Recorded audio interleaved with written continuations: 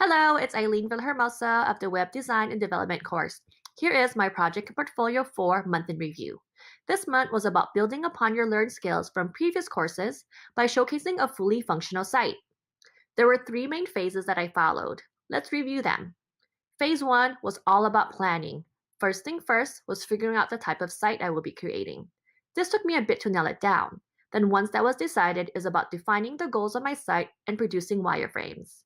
Phase two was design, my favorite part. I approached my project with the atomic design method and utilized Adobe XD as a graphic editing program. A complete mock-up of the site was generated. Phase three was building the site, which is the weakest link for me. Bootstrap was introduced to me in this course. I've never utilized it, so I had to learn it. Thank goodness for the provided Linda tutorial. So the combination of Bootstrap, custom CSS, along with Sass and Gulp was used to build my site. Let's review my experience throughout the project. So the first, what went peachy keen? Planning did, as I am a planner.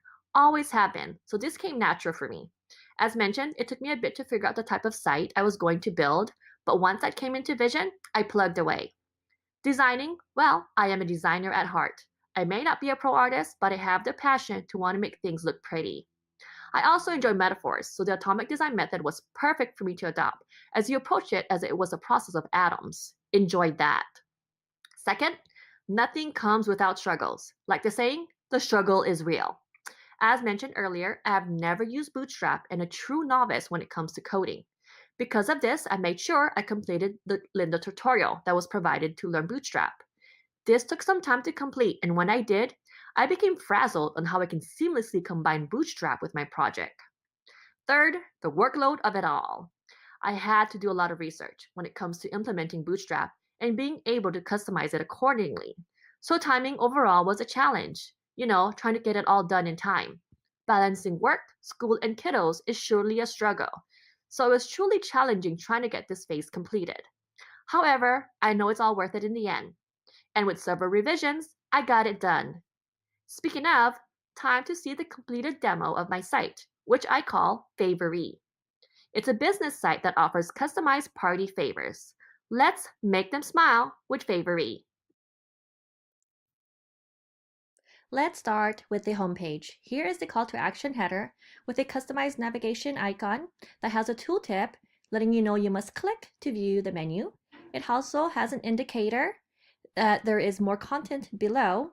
As you can see, both icons are animated.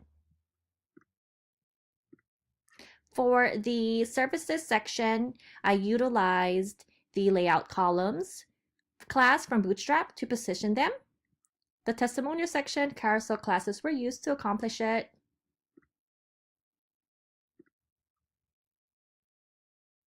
The contact section, I used layout nested to vertically align the contact details and contact form. The footer, nothing really special, but an animated back to top arrow, as you can see. So overall, I used custom CSS to change colors, fonts, buttons, positioning, and adding animation and other elements. Making the site responsive was easy peasy. Due to the Bootstrap framework, it did exactly what it needed to do, as you can see here, with no effort on my end.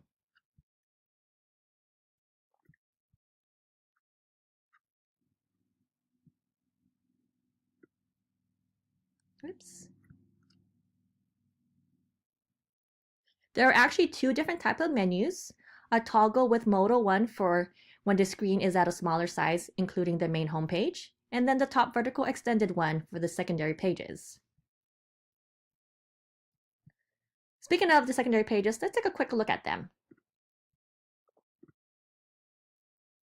Here's the About page, very simple.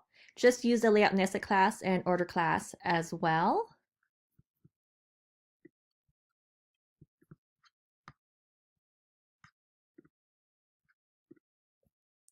The Services page, same, using the Layout Nested class and Order as well.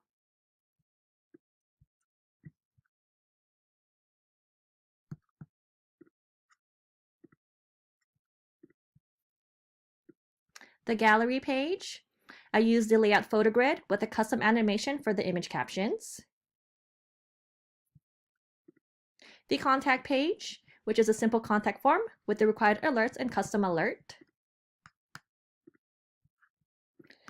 Well, that's it for now. On to the next. Thanks for watching.